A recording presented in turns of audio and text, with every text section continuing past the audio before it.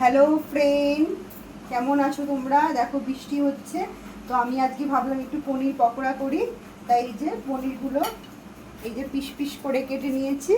এই যে আদা আদা বাটা আছে, এখানে ধনেপাতা কুচিয়ে রেখেছি। আর এখানে আমি ব্যাটার করেছি।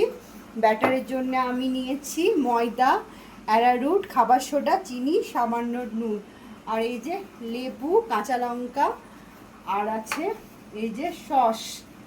এবার আমি ধনে পাতাটাকে বেটে নেব, কাঁচা লঙ্কাটা বেটে নেব, দিয়ে লেবু রস দিয়ে দেবো।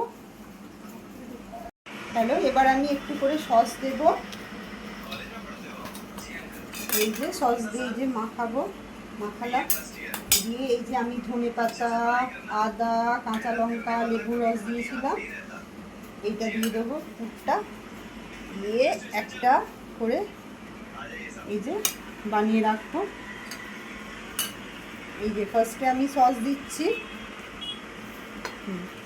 সস দিয়ে এই যে মাখাচ্ছি। দিয়ে এই পুরটা আছে, এই পুরটা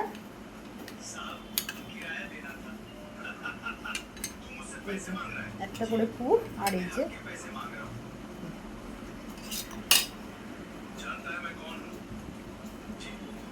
সস দিলাম।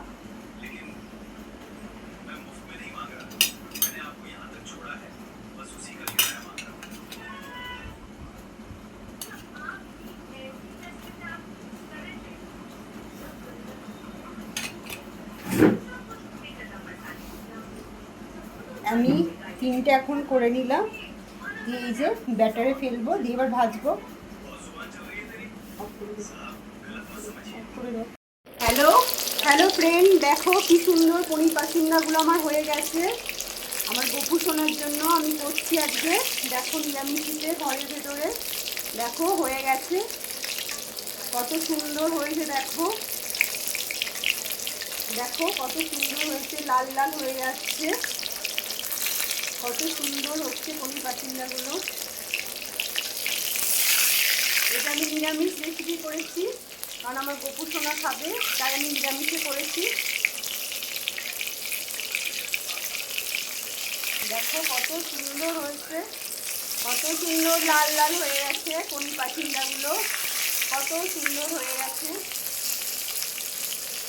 এবার আমি পনির পাসিন্দাগুলো তুলে নেব। দেখো কত সুন্দর হয়েছে পনির পাসিন্দাগুলো। এবার আমি একটা একটা করে এই প্লেটে আমি তুলে নিচ্ছি। এই যে পনির পাসিন্দাগুলো আমি তুলে নিচ্ছি। তোমাদের যদি ইচ্ছা করে তো নিরামিষে এরা পনির করে খাবে।